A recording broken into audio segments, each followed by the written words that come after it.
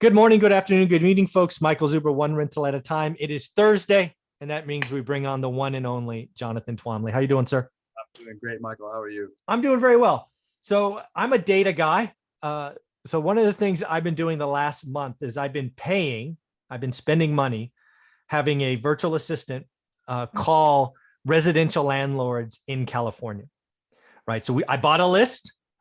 I'm having somebody call down the list. And basically the idea is, can I get 3 minutes of your time? I want to ask you 6 questions. I will bring up the questions momentarily, but the whole answer in this is I want to know what happened the last year, because there's a lot of opinions, but not a lot of facts. So again, this data is residential. So not fourplexes and below. I couldn't filter that out. In California, I would call them mom and pops. The people that are on the list own 10 or less, right? So we're not talking the big boys. So with that caveat, I want to bring up some charts, and we're still collecting data, so I will update these. But I think it's enough to kind of have a look at the data. So can you see this now? Yeah, I can. Okay, so let me make this bigger because I have the room. Okay, so now we're both here. So question number 1 was, did the eviction moratorium cause you to lose money? This was a yes or no question. And I am shocked, right? It's about, I think it was 60. What is it? Actually, it says, where did it go? 60. So 32% you said yes. So 68% said no. Now, again, remember, small residential, they could have only one house, right? But again, this was, I did not expect this. This was, a lot of these answers are shocking. Wait, so you did not expect it because you thought it would be higher? Or I did think it'd be higher. Yeah. I mean, you hear all the news, right? All this and all that. And I mean, I thought this would be certainly closer to 50%. Because again, this was a yes or no question, right? I mean, it could have lost $1. Now, we didn't drill into the details. We asked it as a yes or no question. But again, 68% of the people said, nope, didn't. The eviction moratorium, I didn't lose any money. Make sense? Yep. All right, we'll do them in order. So I guess it's top down.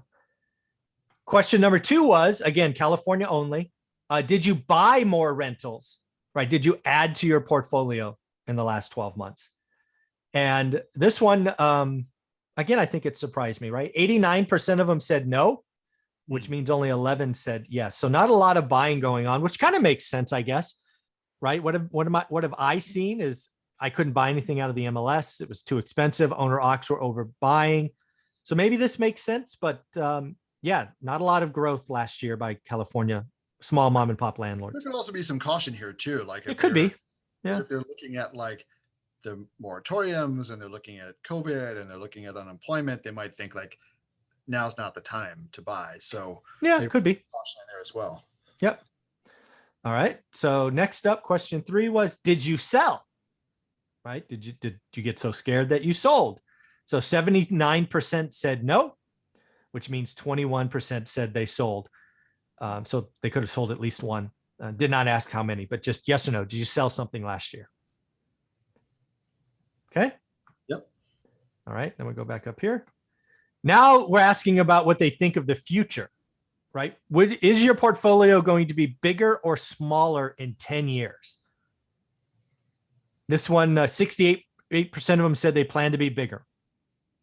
Wow. Overwhelming. 2 to 1. Yeah, overwhelming. Yeah.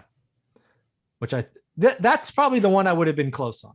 That was the only one, I think. Another one I asked, we got a lot of talk about taxes, right? Capital gains and all of that. Does it concern you? And the lion's share said no. 79% said no. And then this last one was a kick in the teeth to California, as I remember. Do you plan to buy in California in the future? No. So we got a bunch of California investors who are planning to go elsewhere. That's what this one says. Interesting. That's yeah. Yeah. So that's those are the 6 questions. Again, my whole intention is I got to get it done in 3 or 4 minutes, or they're not going to give me time. And again, questions are yes and no. We don't get into ranges or anything because I think it's just too choppy. But I'm trying to figure out what's really going on. So what do you think?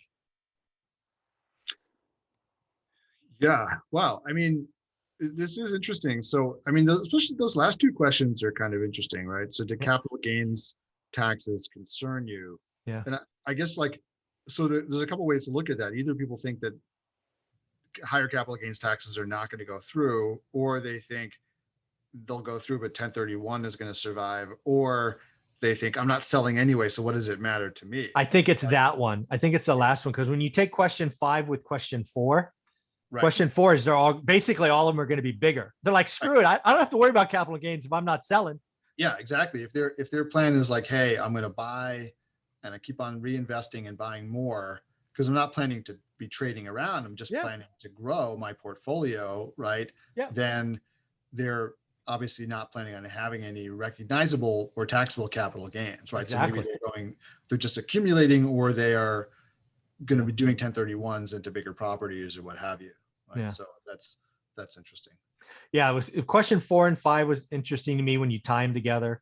This last one, I'm so glad I added, because I was originally just going to do 5 questions, and I'm like, well, let's ask about California, because you have all these owner ox moving, right? But now we have, clearly, I guess there's 2 things I took from this. Is one is California doesn't offer the return as other markets, right? So maybe there's some of that, or it's just not friendly to landlords, right? Freaking Gavin Newsom is a communist as far as I'm concerned.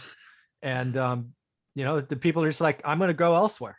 Yeah. Or it's just too hard, right? Just too hard. Yeah. Just too hard to buy. Like there's so much competition to buy. And, maybe what people have seen in the last year where the market went nuts. Yeah. Maybe they're just like, hey, I've got to try to find somewhere else where it's easy to get my hands on property. So, I wish you had asked one more question, which is like an open-ended one is, if you don't plan to buy in California, where do you plan to buy? Yeah. That would have been interesting to know, because you wouldn't get a nice pie graph out of it, but you could at least get some data to start seeing where they, are they looking at like Nevada just over the border, or are they looking at, Texas, which is a lot farther away? Like, where are they looking? Yeah. Where do they see as being a more friendly place to buy? I think that would be an interesting question to know. I might add that. I'm paying for this, so I can always add questions. This is mine. Yeah. All right. How many responses have you gotten so far? Just over 100. Oh, cool. Yeah. Yeah. And it's still going. We're going to do it for the full month. So it'll go until the 15th of August. And then I'll decide if I want to pay again. Yeah. The other one that was interesting to me is tying together 2 and 3, right? Did you sell? Did you buy? Right. That's just like, I take that as, hey, we just kind of sat tight, right? We took a pause. Yeah. Which I think, given everything that's gone on in the single family market, that makes sense, right? It seemed riskier as a landlord when you're talking about renters, both on the, like, do they have the money or not question. And then if they don't have the money, can you get rid of them? But also, now your competition from people who want to own homes got significantly stiffer, right? And it just became more difficult. So you kind of were getting it from both ends. If you're a single family home investor in California. And then, of course, you've got now the competition from the institutional buyers too, right? Let's not forget those darn people. Yeah, exactly. Yeah. Great if you already own it, but in terms of wanting to buy more, it certainly is tough. Yeah. And then the last one for me, and again, these were mom and pop investors. I think once you get to a certain size, you're almost guaranteed to lose some money, which I did, tens of thousands of dollars. But if you're a mom and pop, you got 3, 4, 5 rentals, at least by what I'm seeing here, you had a pretty good chance of collecting, right? Yeah. Collections were better than expected.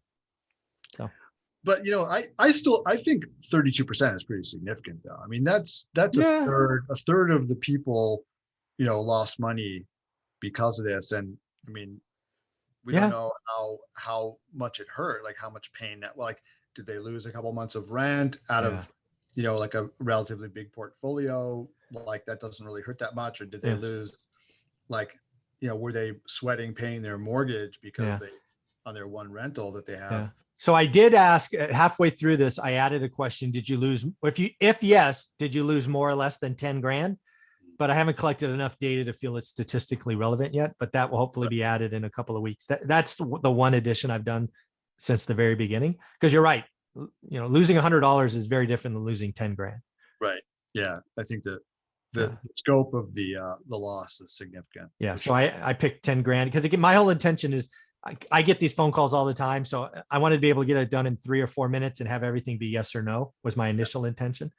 So we added that, and hopefully I can report on that in another week or so. So yeah, I just wanted to see what's going on out there. So Well, data is always fun. data is always fun. Yeah. Well, thank you for watching that. I look forward to conversation number 3. But before we do that, how can people get a part of your world? Yeah. So come and join me in the multifamily investment community on Facebook. You can just literally go to facebook.com/multifamily investment community / it's just run it all together. It'll take you right to the group. Nice. Or you can search for it. When you get there, there are some questions you need to answer. So please go on a computer the first time if you can. And just, I'm curious. So, pop that you heard me on this show into one of the, it doesn't matter where you put it, just put it into one of the questions. And just because I like to, see who's coming in through the show, but it's a great community. It is completely BS free. Yeah. It is spam free. It is daisy chain deal free. It is wholesaler free. It is everything free except for networking and education, and hopefully a little bit of fun too. Oh So, yeah. You put out these thought-provoking questions 3, 4, 5 days a week. They're a lot of fun. I like them when I see them in my feed. So thanks for all you do, Jonathan. absolutely. Thank you. Mhm.